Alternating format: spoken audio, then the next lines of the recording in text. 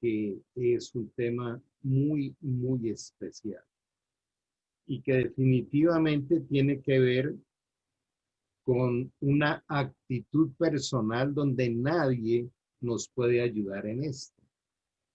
Y se llama el corazón endurecido. ¿Qué es un corazón endurecido? Por eso eh, nosotros eh, nos inspiramos por todas esas cosas que Dios nos va dando, nos va permitiendo a través de la vida. Y quise usar esta imagen que con frecuencia la traigo porque vemos que Dios siempre nos habla de una manera con parábolas, eh, mm, con relatos, con hipérboles y con otras figuras literarias. Y él dice que él es el león de Judá, pero es un león de amor y nos llama ovejas porque ese león, ese rey, se dedica a cuidarnos. Y quiero una vez más mencionarlo. Le interesas a Dios, le interesas. De manera que vamos a ir disfrutando de este tema y vamos a mirar un poco algún aspecto interesante.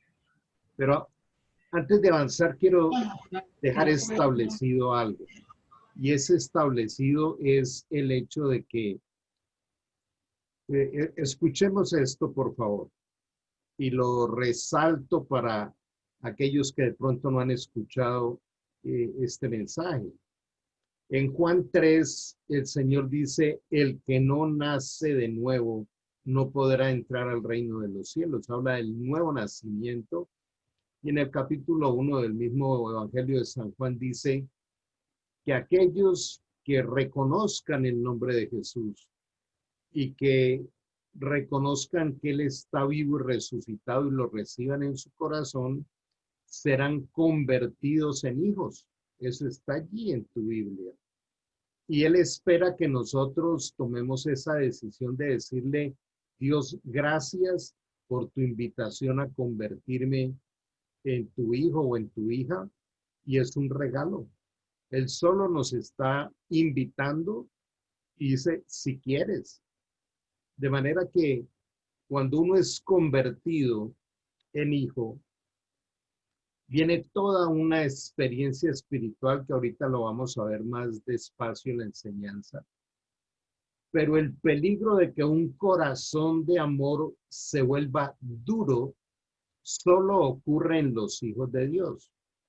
Porque aquellos que no han nacido de nuevo de por sí lo tienen endurecido. Hay una muerte espiritual como lo vamos a recordar ahora para algunos y enseñárselo para otros.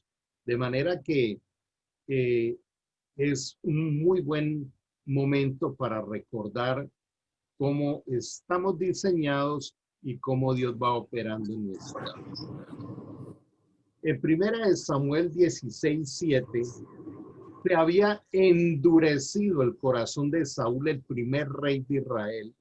Y Dios dijo, aquel con corazón duro, yo no lo tengo en cuenta. Y quería colocar otro rey para Israel. Y el profeta Samuel tenía esa misión de ir a buscarlo. Y entonces él encontró un hombre, digamos, de una presencia tal que él dijo, uy, este tiene como una pinta de, de rey, este tiene como toda una presencia para ser rey. Y Dios le dijo a Samuel, escuchemos muy bien, Samuel,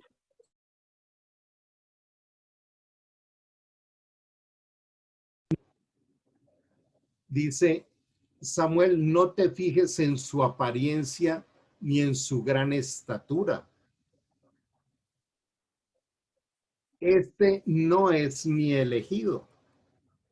Yo no me fijo en las apariencias, yo me fijo en el corazón.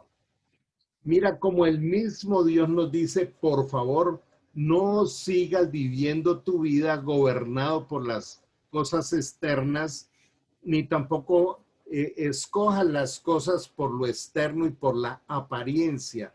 La vida de un hijo de Dios no es por las apariencias físicas, sino es por la revelación del Espíritu Santo. Y por eso le dice al profeta, yo no me fijo en las apariencias, yo me fijo en el corazón. Dios todos los días está mirándonos, todos los días está eh, eh, colocando sus ojos sobre nosotros, como dice en el Salmo 32:8, que dice, no, eh, te enseñaré y te mostraré el camino que debes seguir y sobre ti fijaré mis ojos. Pero son los ojos de un padre de amor. Hay una cosa que para mí ha sido demasiado especial y es conocer a Dios a través de mis hijas. Cuando yo las veo, cuando veo cuánto las amo a pesar de las embarradas que hagan, a veces le sacan a uno canas tricolores de las, eh, de las circunstancias, pero eso no altera el amor de uno por un hijo.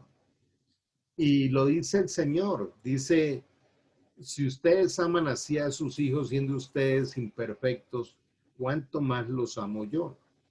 De manera que te invito a dos cosas en este momento, porque cuando recorremos la palabra de Dios es para que Dios nos hable y para decir, ¿qué me llevo hoy de aquí para ponerlo en práctica?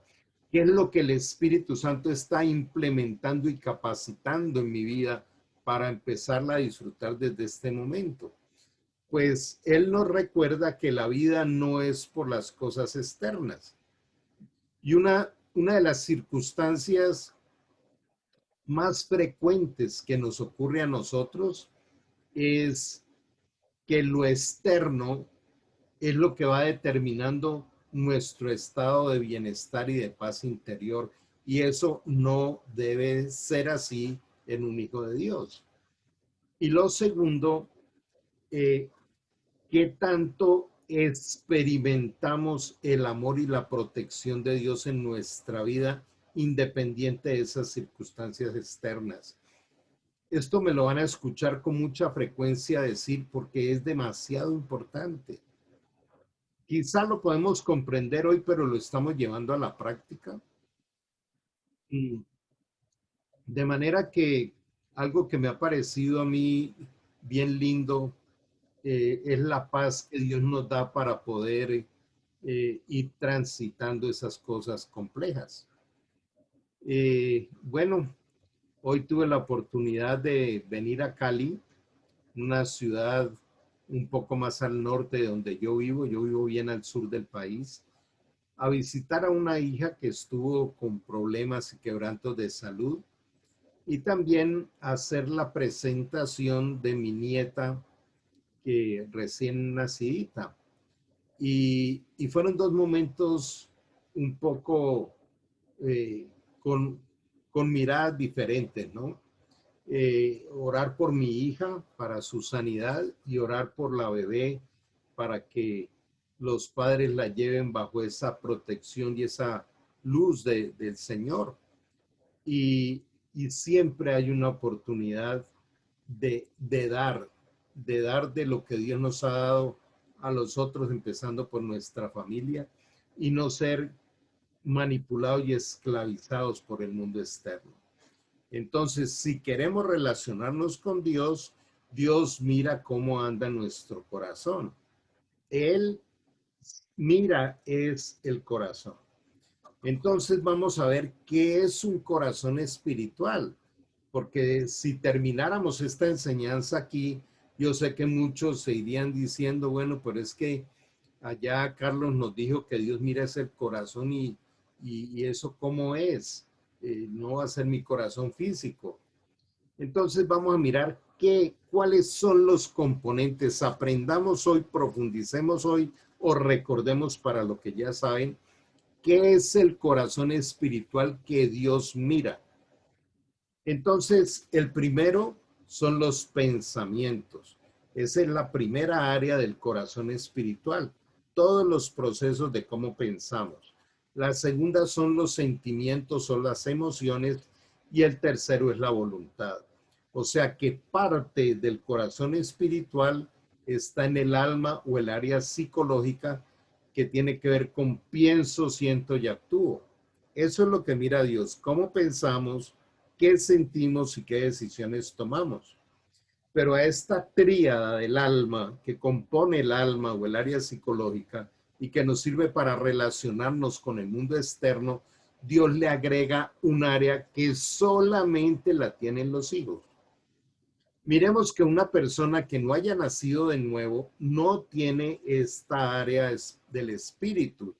Entonces sus pensamientos, sentimientos y voluntad pues lo rige de acuerdo a las cosas que aprendió de la cultura o del mundo.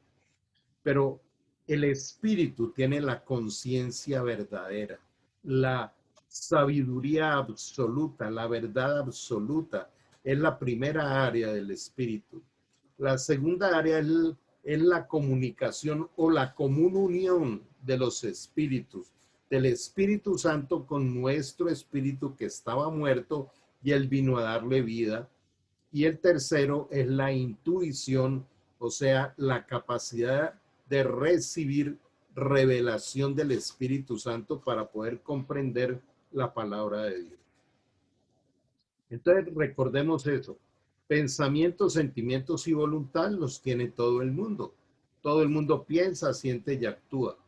Pero un hijo de Dios piensa, siente y actúa con la guía del Espíritu Santo y con la capacidad que Él nos da a través de la conciencia verdadera. El hecho del nuevo nacimiento y de tener al Espíritu Santo nos permite evaluar, valorar si algo es bueno o es malo desde la perspectiva de Dios.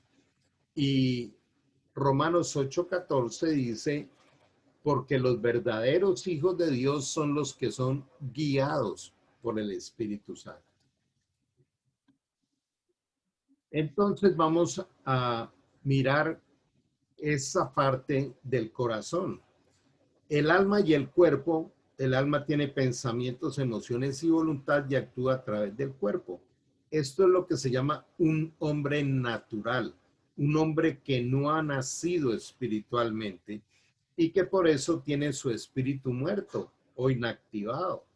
No tiene conexión con Dios, así crea en Dios, pero no tiene experiencia con Dios, porque Dios acomoda lo espiritual a lo espiritual. De una manera un poco figurativa sería como pensar en esto. El espíritu es la parabólica que nos conecta con Dios, con el Espíritu Santo, nuestro espíritu. Y en el libro de Efesios capítulo 2, versículo del 1 al 3, dice que nosotros nacemos con el espíritu muerto y que necesitamos nacer de nuevo para que tome vida. De manera que aquí viene el momento más importante, más significativo eternamente en la vida de un ser humano. Cuando el Espíritu Santo viene y le da vida a nuestro espíritu y nos unimos con él en un solo espíritu y empezamos a recibir en nuestro pensamiento la revelación del Espíritu Santo. Y esto cambia nuestra forma de relacionarnos con el mundo externo. Por eso, miremos cómo era que nosotros andábamos antes de tener la guía del Espíritu Santo. Viene el medio ambiente, impacta nuestro cerebro, nuestro cuerpo, y ese impacto viene y afecta los pensamientos, emociones y decisiones. Y cuando ya estamos desesperados, sin saber qué hacer porque nos encontramos con algo que llama impotencia, tratamos de buscar a Dios. Y eso se llama esclavitud. La esclavitud es el destino cruel de aquellos que viven atrapados en sus almas. En cambio, en 2 Corintios 3:16 dice, Pero cuando te conviertas al Señor, y quiero resaltar este momento, cuando te conviertas al Señor. Si a mí alguien me pregunta, Carlos, ¿cuándo te convertiste al Señor? Yo le digo el 28 de enero del año 2000. Ese fue el día, el 28 de enero del año 2000. Ese día le dije a Jesús, entra, entra a vivir en mí. No puedo más vivir esta vida vacía, esta vida difícil, esta vida confusa. No puedo más. Y él hizo el milagro. Y esto está para todo aquel que quiera decirle a Jesús, creo que resucitaste, entra a vivir en mi espíritu. Entonces, por eso dice 2 Corintios 3:16, cuando te conviertas al Señor, el velo se caerá. Porque donde está el Señor está el Espíritu de Dios, y donde está el Espíritu de Dios, allí hay libertad. Pensemos por un momento qué cosas externas, qué circunstancias no nos dejan ser libres. Algo que he aprendido no hace mucho, yo creo que hace un par de años para acá, es a observar mi vida y mirar qué personas, qué circunstancias y qué otra serie de hechos no me han permitido disfrutar y deleitarme de la libertad que Cristo me regaló. Y no es porque no seamos libres, es porque no se ha renovado nuestra mente. El hombre natural, al nacer de nuevo y recibir sabiduría del Espíritu Santo, no puede seguir pensando igual. Se viene una renovación completa de interpretación de la vida, y esto redunda en paz y en gozo y en servicio. ¿Cuál es el comportamiento ideal que Dios quiere? Y recordemos que estamos hablando de corazón, pensamientos, emociones, decisiones y conciencia. Ese es el corazón espiritual que palpita todo el tiempo. Entonces, comienza así. El Espíritu Santo nos capacita para el día que nos acaba de regalar. Nos da la sabiduría para los pensamientos, emociones y voluntad. Y al capacitarnos, nuestro cerebro tiene toda esa verdad revelada para poder actuar de una manera adecuada y, intervenir el medio ambiente, y entonces, como dice en Romanos, ser más que vencedores. Si ve que el flujograma de vida es totalmente invertido en aquel que tiene al Espíritu Santo frente a aquel que tiene una religión que nos ha llevado a ir a decirle a Dios qué es lo que tiene que hacer, cuando el Señor dice que Él nos da la salida para cada circunstancia. De manera que vamos a ir avanzando, y para esto quiero que vamos al libro de Hebreos, en el capítulo 3 del 7 al 11. Por lo cual, como dice el Espíritu Santo, si oyeres hoy su voz, no endurezcáis vuestros corazones como en la provocación en el día de la tentación en el desierto. Quedémonos ahí, contemplemos esta porción de Hebreos 3. Dice que nosotros tenemos esa capacidad de escuchar la voz del Espíritu Santo. Probablemente más de una persona haya aquí esta noche diciendo, ¿y cómo hace uno para escuchar al Espíritu Santo? Volvamos a leer la palabra. Mira lo que dice el libro de Hebreos. Esto no es un invento de un humano. Por lo cual dice el Espíritu Santo, si oyeres hoy su voz, no endurezcáis vuestros corazones. En el libro de Apocalipsis dice, el que tenga oídos, oiga lo que el Espíritu Santo le dice a la iglesia. El que tenga oídos, oídos espirituales. Nosotros, al nacer de nuevo y tener el Espíritu Santo, se nos abren los oídos espirituales y los ojos del entendimiento. Es una manera de escuchar y de ver lo sobrenatural, no con una vista ni un oído físico, sino por la sabiduría de la revelación del Espíritu Santo que está para todo aquel que quiera experimentar esto. Y entonces, ¿qué le está advirtiendo el Espíritu Santo al pueblo de Dios en ese momento del libro de Hebreos? Dice, recuerden lo que le pasó al pueblo de Israel cuando salió de Egipto al desierto.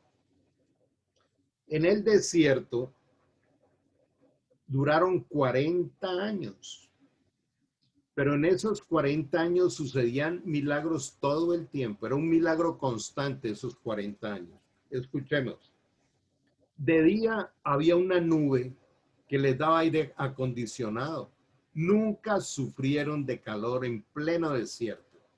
Y de noche la nube se convertía en una columna de fuego que les daba calefacción. La temperatura en el desierto de noche es supremamente fría, son grados bajo cero. En el desierto hay los cambios de temperatura son muy bruscos. Durante el día es 50 o más grados y de noche son grados bajo cero. Nunca envejecieron, nunca se enfermaron, nunca su traje o su ropa envejeció. Siempre Dios les proveyó agua y les proveyó alimento, maná. ¿Y a qué es que se refiere entonces aquí cuando dice, recuerden cómo se endurecieron aquellos del pueblo de Israel? Porque imagínense, los libera de Egipto, los saca al desierto y ven en el desierto, viven, experimentan en el desierto un milagro constante con la nube, la columna de fuego, el maná y el agua. Y se quejaban y renegaban. ¿Para qué nos sacaron de la esclavitud? Es que acá es maná todo el tiempo, queremos carne y mejor sería devolvernos a Egipto. Y una quejadera y renegaban porque su corazón se había endurecido. ¿Y por qué se endureció? Porque seguían pensando con mentalidad de esclavos. Si Jesús nos hace libres, no podemos seguir pensando con el pensamiento que teníamos antes de experimentar el nuevo nacimiento.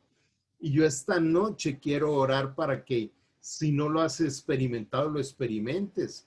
Total, no es un convencimiento humano ni es una experiencia que vas a tener con ningún humano. Es una experiencia con el Espíritu Santo. Y vuelvo a invitarte en este momento. ¿Te animarías a tener una experiencia con el Espíritu Santo? Allí en tu habitación. ¿Y por qué yo digo eso? Sería arrogante de decir, mira, es que yo te garantizo. No, es que Él lo prometió. Él dice, mira, te amo y quiero que tengas experiencias conmigo. Mira lo que pasó en el desierto. Ellos empezaron a quejarse y queremos carne y queremos carne. Y resulta que el maná era un alimento que no existía en la tierra y que era preparado en el cielo y se los enviaba con los nutrientes, no aguantaban hambre, eh, todo lo que necesitaban. Un día protestaron tanto que dice que Dios le mandó miles de palomas, de torcasas, y comían y comían y comían con esa mentalidad de gula carnal que hasta le salía por la nariz la comida. Esa era la manifestación de esa carnalidad humana. ¿Qué representa el maná hoy en día? La palabra de Dios. Y allí en el desierto les fue saliendo toda la basura. Por eso Dios nos pasa por pruebas, para que la basura vaya saliendo de nosotros. No hay ni una sola prueba de Dios que sea cruel. Así nuestra mente la califique difícil. Resulta que Dios les dijo que el maná se los entregaba en la madrugada cuando aún fuera muy oscuro. y algunos, y tenían que ir todos los días por el maná. Algunos dijeron, no, esto de estar pues uno madrugando todos los días a ir por la comida, y se llevaron comida para varios días y al día siguiente estaba totalmente dañada o descompuesta, porque no podemos cambiar el diseño de Dios. Pensemos por favor en este momento qué autoridad tenemos nosotros como seres humanos para criticar o cambiarle el diseño de Dios. ¿De dónde salió esa autoridad? Yo te invito a que pensemos en eso. ¿Quiénes somos nosotros para ir a decirle a Dios si algo está bien o no? Si algo que Dios está permitiendo en nuestra vida es adecuado o no. Él nos prometió, para mis hijos, todas las cosas les ayudan a bien. Todas las cosas. De manera que dice, sus padres me tentaron y me probaron y vieron mis obras 40 años. Miremos esto, que también es otra profunda enseñanza. Del desierto para atravesar el Jordán y llegar a Israel, eso eran cosa de días. Pero cada vez que ellos se quejaban y renegaban y querían las cosas a su manera, Dios no autorizaba el paso a la tierra prometida donde fluye leche y miel. Murieron 40 años dando vueltas en su rebeldía, en su altivez, en su soberbia, en su orgullo. Solamente dos, Josué y Caleb, pudieron pasar de esa generación al otro lado. Y los que habían nacido en el desierto, esos sí pasaron. La palabra Deuteronomio quiere decir segunda ley. O sea, a la generación siguiente le recordaron todos los mandatos de Dios. Y dice, a causa de lo cual me disgusté con esa generación. Y dije, siempre andan vagando en su corazón y no han conocido mis caminos. Este es el punto que nos compete a nosotros en este momento. Yo quiero que esto nos lo llevemos hoy, nos lo llevemos. Dios nos habló hoy de que a veces nos la pasamos vagando en el pensamiento en vez de conocer los caminos. El Señor prometió para cada uno de nosotros el Salmo 32, 8, que dice, te enseñaré y te mostraré el camino que debes seguir y sobre ti fijaré mis ojos. Que si el corazón son pensamientos, emociones, voluntad y conciencia, ¿cómo será un corazón que vive vagando? Pues aquel que el pensamiento lo lleva por todos los lados. Esto lo he compartido en otros espacios, hablando del aeropuerto cerebral, hablando de la capacidad que tiene el ser humano de pensar en lo que piensa y tomar decisiones sobre ello. ¿Cuántas veces nos ha pasado que conduciendo auto o haciendo fila en un banco o en algún lado, al rato caemos en cuenta que llevamos un buen tiempo pensando por allá en no sé qué cosa, imaginándonos por allá otra, como en la luna, o nos pasa todo un desfile por allá en nuestra vida anterior? Eso es vagar en el corazón. ¿Y cómo es un corazón sensible al Espíritu Santo? Cuando el pensamiento va siendo colocado y guiado por el Espíritu. Y esto hay que aprenderlo, esto hay que eh, desarrollarlo a través de algo que se llama la madurez espiritual. Y la segunda parte dice, andan primero vagando y segundo, no conocen mis caminos. Por favor, Dios lo que más anhela es que nosotros conozcamos el camino. Y esto se aprende poco a poco. Recuerden lo que decía el apóstol Pablo a los Corintios.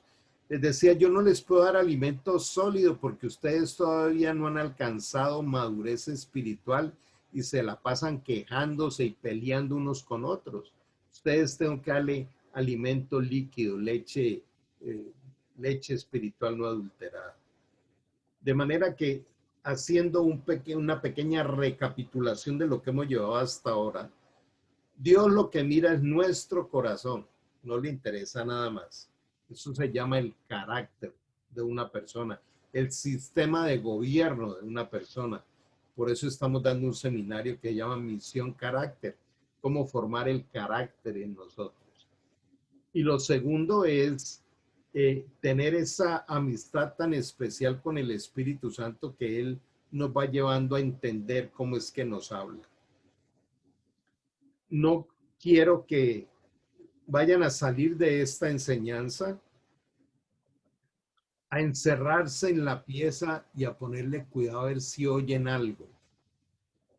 Dios lo puede hacer, pero dice bien claro el libro de Hebreos que en la antigüedad le hablaba a través de los profetas, a través de los patriarcas, a través de los escribas, pero que para esta época Dios nos habla a través de Jesucristo y de su Espíritu.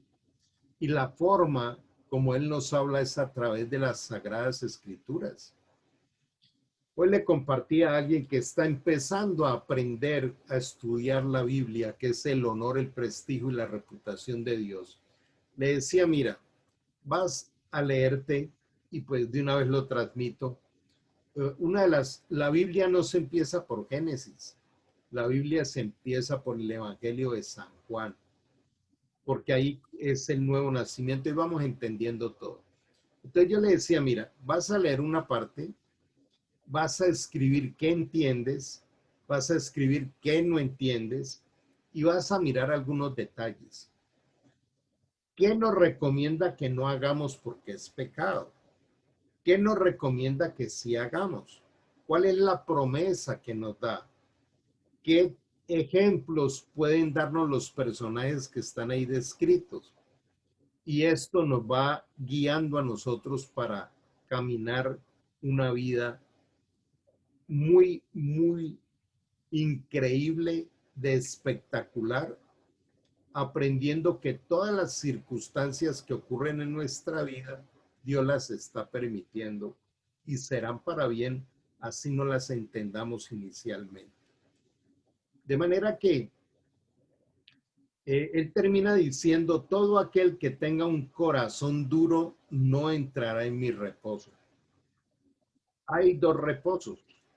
Uno es el reposo que Dios nos pide que hagamos semanalmente, donde Dios tipificó que el séptimo día fuera un día para descansar, para no trabajar, para no hacer trabajar a los empleados ni a los de casa, y ni siquiera pensar en el trabajo.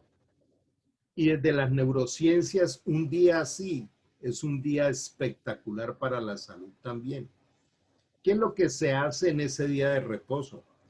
Es un día que como no estamos pensando en trabajo, ni estamos pensando en salir a hacer esto y a pagar aquello, entonces estamos muy concentraditos en lo que Dios nos quiere hablar y podemos tener mucho más tiempo, por decir algo, 3, 4 horas de estudio de la Biblia, de orar, de aprender a adorar. Y el resto es para disfrutarlo en familia. Algunas interpretaciones de algunas religiones dicen que tiene que ser el sábado. En Génesis, Dios habló de 6 días trabajarás y 1 descansarás. Entonces, por ejemplo, los médicos, si nos toca hacer turnos de fin de semana, pues miramos cuáles fueron los 6 días de trabajo y cuál es el día de reposo. Pero ese día de reposo que estamos viviendo aquí en la tierra es una proyección de lo que será el reposo eterno con Dios, donde nosotros vamos a vivir una vida espectacular, una vida sin sufrimiento, sin injusticia, sin muerte, sin enfermedades, sin nada de lo que en este mundo caído tenemos.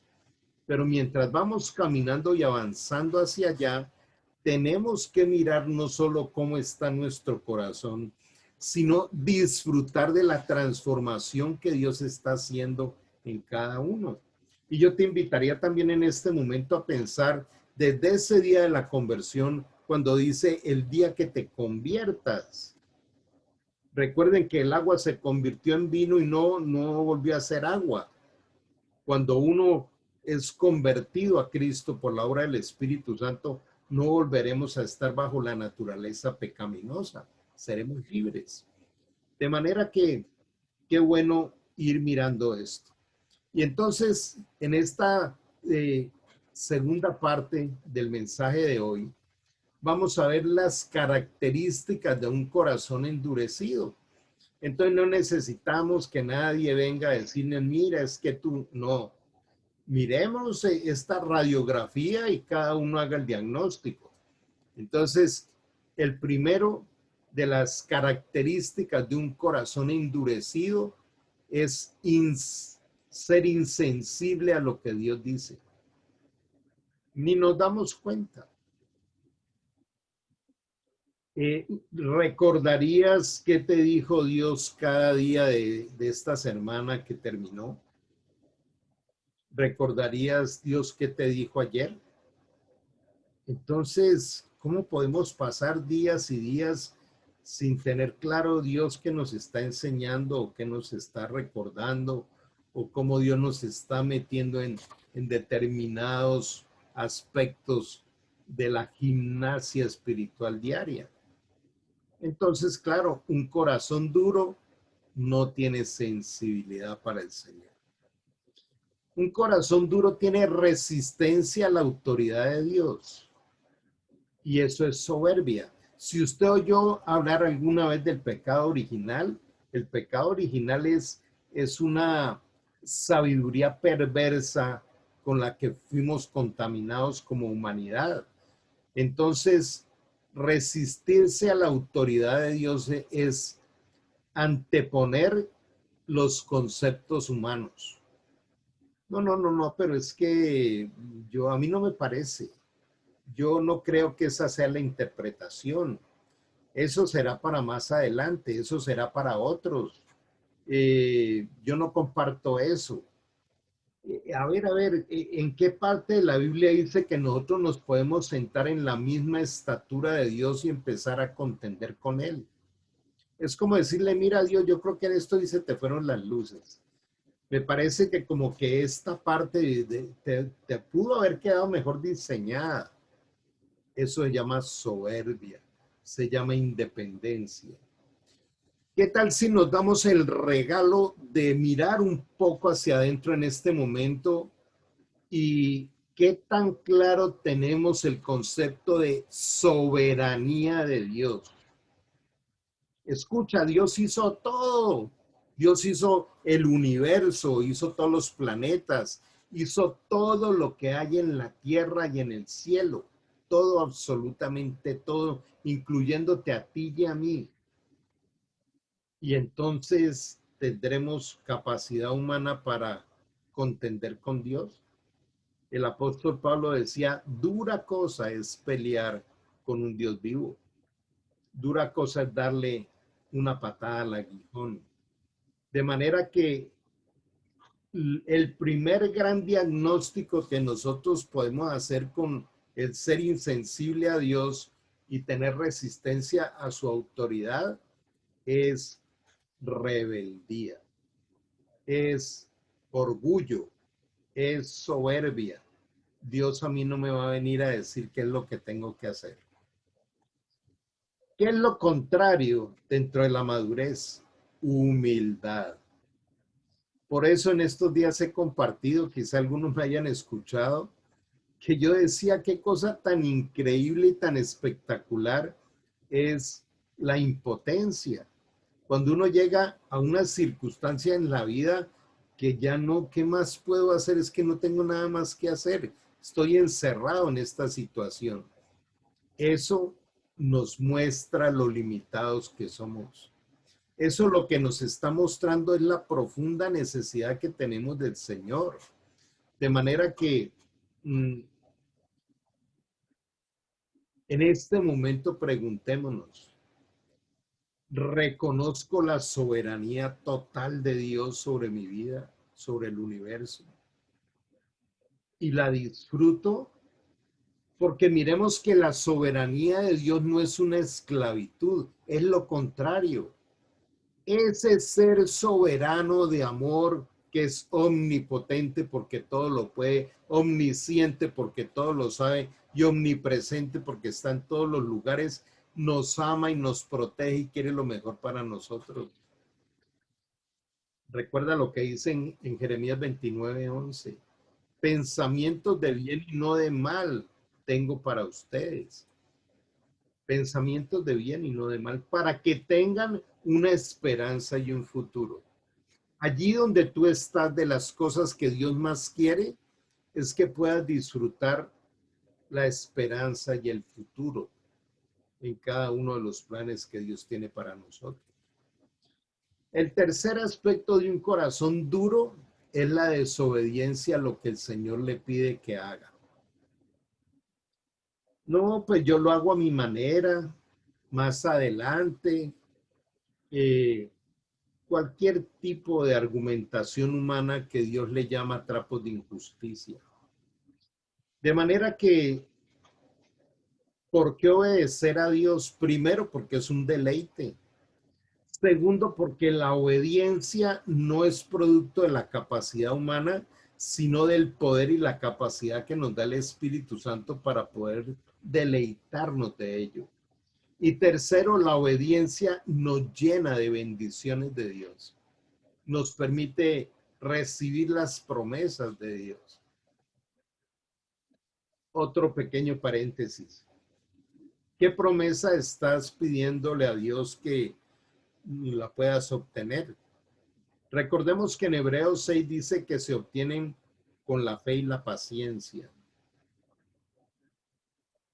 Alguien me preguntaba en estos días, ¿y yo cómo hago? ¿Y esas promesas dónde están?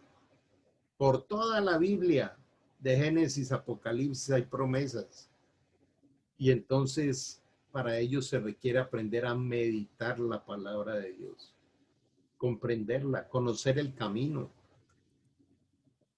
conocer a Dios. La otra característica de un corazón endurecido es la justificación de la conducta pecaminosa. Cuando practicamos el pecado, practicamos el fracaso. Pecado es igual fracaso. Dios dice con amor, no fracases, yo no te diseñé para el fracaso. Pero aparecen las justificaciones. Uno de los dos pecados que encabezan todo el listado son la fornicación y el adulterio, como si Dios desde ese comienzo, y no tengo la menor duda, sabía que para el último tiempo el mundo iba a estar hipersexualizado, donde ya lo hemos hablado en otros momentos, de querer introducir a los niños al mundo sexual desde muy temprana edad, y bueno, toda la basura y toda la lepra que hay en el mundo hoy en día, donde todos los antivalores. Entonces, eh, por ejemplo, yo he tenido personas que están en adulterio. Adulterio es tener relaciones con una persona casada. Y aún hay adulterios dobles, porque ambos tienen sus hogares y sus esposos o esposas, pero están por fuera teniendo una vida doble. Y he escuchado cosas como estas. No es que este hombre no tiene quien lo cuide, no tiene quien lo quiera. Y se convencen a sí mismas que están haciendo una obra de caridad. Eh, eh, Alguien se gastó un dinero que no era de él. Y entonces sí, pero es que pues yo qué hacía con esa necesidad, y es que ese otro tiene tanto dinero que pues quitarle un poquito, eso pues yo tendría que resolver esto de alguna manera. Todo ese tipo de justificaciones de actos que van contra la ley de Dios, Dios le llama trapo de inmundicia, así le llama. ¿Con qué vas a venir a justificarte por tal pecado? Eso es un trapo de inmundicia. No tiene base bíblica, no tiene sentido. Es producto de tu carnalidad, tu ego, tu altivez. Pero el corazón duro, ese va para adelante violando los principios. El otro aspecto que es muy sensible, escuchémoslo, de un corazón duro es rechazo a la reprensión o a la exhortación por parte de líderes maduros. Si algo le doy gracias a Dios desde el fondo de mi corazón es por los líderes que me han formado y me siguen formando todavía. No hay cosa más espectacular que tener a quien darle cuentas. Personas idóneas, personas maduras de testimonio. Entonces, ¿qué persona de testimonio está liderando tu vida? Cuando no aceptamos un liderazgo que nos guíe, nos enseñe, eso también es un corazón lleno de orgullo, de altivez. Recuerden que Jesús fue enseñado durante 30 años. Dice la escritura que la humanidad de Jesús aprendió crecimiento espiritual y obediencia. ¿Y acaso no era hombre? ¿No era Dios? Claro, pero es que él renunció a hacer uso de su deidad para depender solo del Padre y poder darnos el modelo perfecto de cómo un humano puede atravesar cualquier circunstancia dependiendo de Dios. También la escritura dice que el mismo Espíritu Santo que levantó a Jesús de la tumba es el que vino a vivir dentro nuestro. El mismo, es el mismo.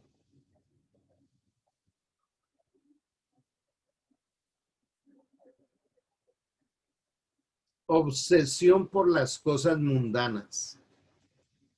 Este es otro de los indicadores bien especiales que yo te motivo a que hagamos. ¿Por qué no somos sinceros con nosotros mismos y con Dios? ¿Y por qué no sacamos un listado y lo vamos escribiendo de todas las cosas que me roban el tiempo para pasar con Dios? Hay por ahí un material que se llama A Solas con Dios, o mi experiencia con Dios, o mis tiempos con Dios. ¿Los tenemos identificados? ¿Cuáles son los tiempos con Dios? Y son tiempos que no los voy a dejar que los invada nadie. Es una lucha cuando hay tanto trabajo y tantas cosas. Pero como para otras cosas sí tengo tiempo. Invité a unos amigos a que pues oyeran esta reflexión y me dijeron, Carlos, otro día, hoy preferimos ir a hacer un asado. Yo digo, bueno, bienaventurados los que vinieron al asado espiritual esta noche. Pero es eso. Parece que lo espiritual queda por allá en el relegado a los últimos lugares. Jesús, cuando tenga tiempo, me cuenta saber qué es eso que me quieres decir. Pero cuando vienen los días malos, que la Biblia también dice, vendrán días malos, ahí sí corremos a decirle, Señor. ¿Cierto? Poco interés en asuntos espirituales. Respondámonos esta pregunta también. ¿Qué tanta pasión tengo por la espiritualidad? No por la religión, por la espiritualidad. Y vuelvo a decir, la espiritualidad es la experiencia de mi espíritu con el Espíritu Santo todos los días. Cada día es una aventura. También esto me lo escuchan mucho, pero qué bueno que se establezca para que también puedan disfrutarlo. ¿Por qué a Dios se le ocurrió, a Él se le ocurrió llamarnos bienaventurados? Es lo que está diciendo, si tú quieres ser mi hijo o mi hija, ven y yo te meto en unas aventuras increíbles y verás mi gloria y serás más que vencedor.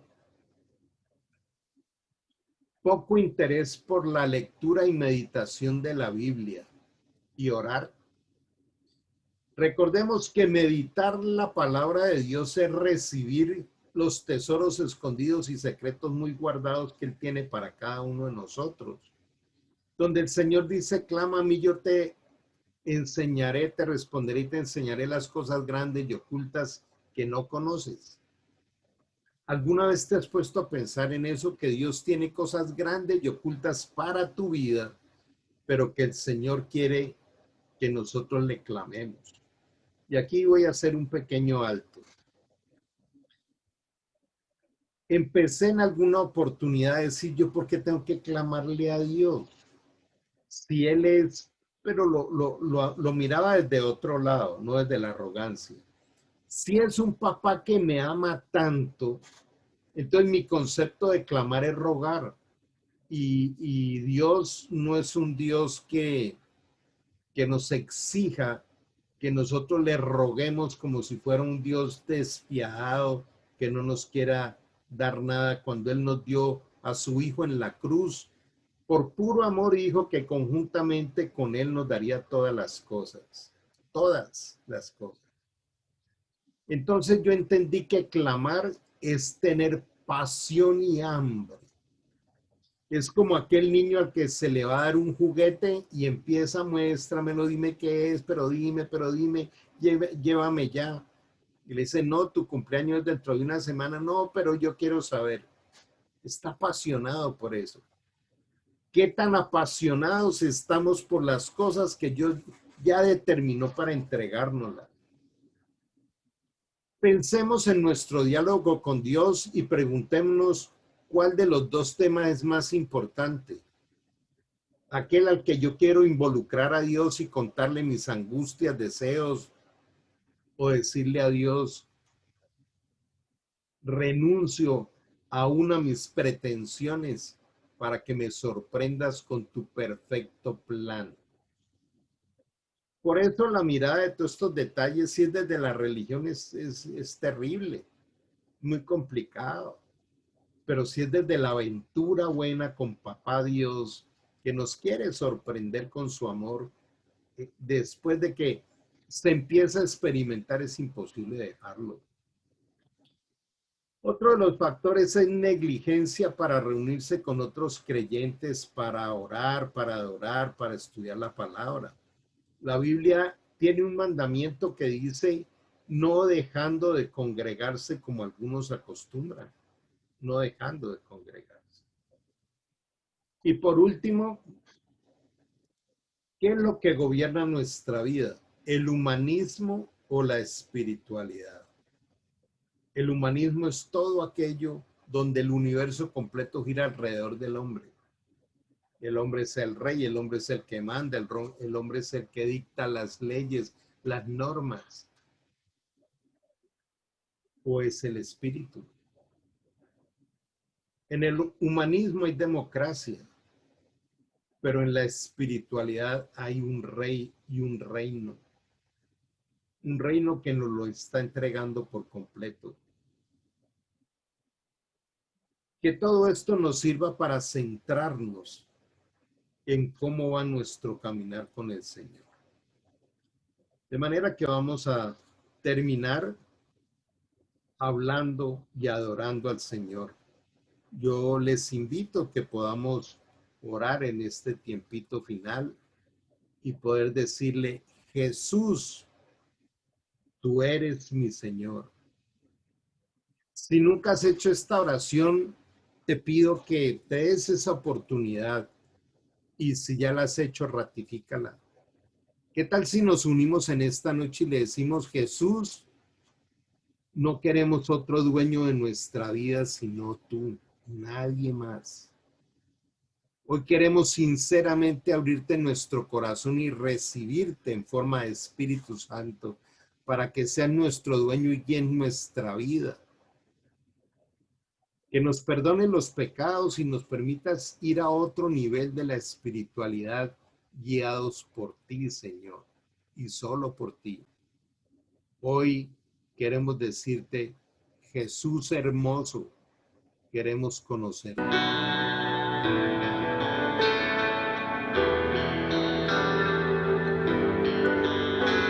Llena este corazón de cada uno de nosotros con tu amor y tu presencia. Reverdece nuestro interior, Señor. Alguien se entregó por amor y el camino abrió en gracia. Mi rebelión se desvaneció cuando Él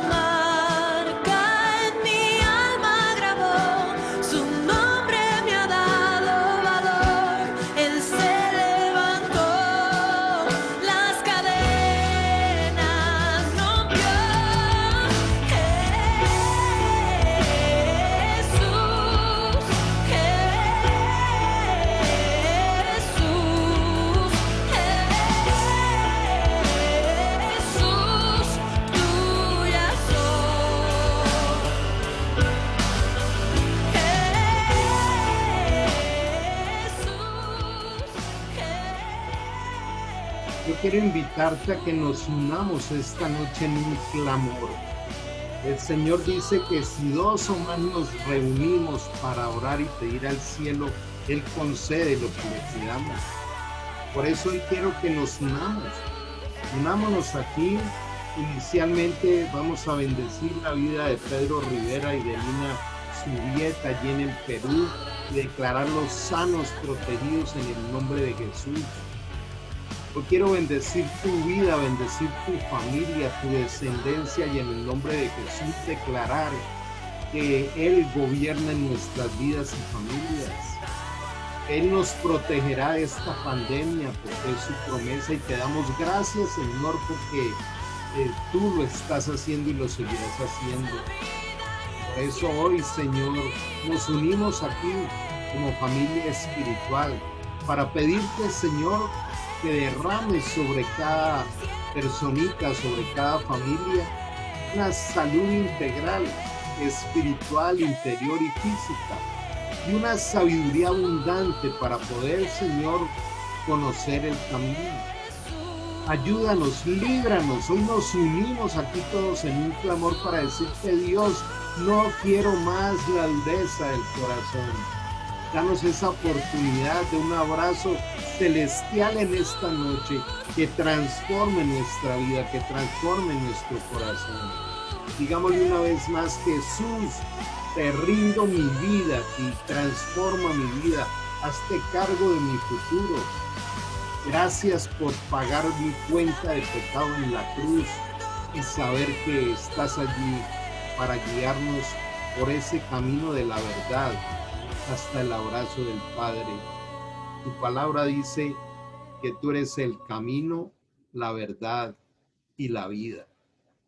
Gracias te damos, Señor, en esta noche y te pedimos, Señor, tu abrazo de Padre y la imposición de tus manos sobre nuestra vida, en el nombre de Jesús, pidiéndote la llenura del Espíritu Santo. Gracias te damos, Señor. Amén y amén. Dios les bendiga. Me encanta verles. Un abrazo grande y bueno, nos estamos contactando, estamos compartiendo los diferentes espacios. Inviten a otros. Muchísimas gracias. Y Dios les bendiga.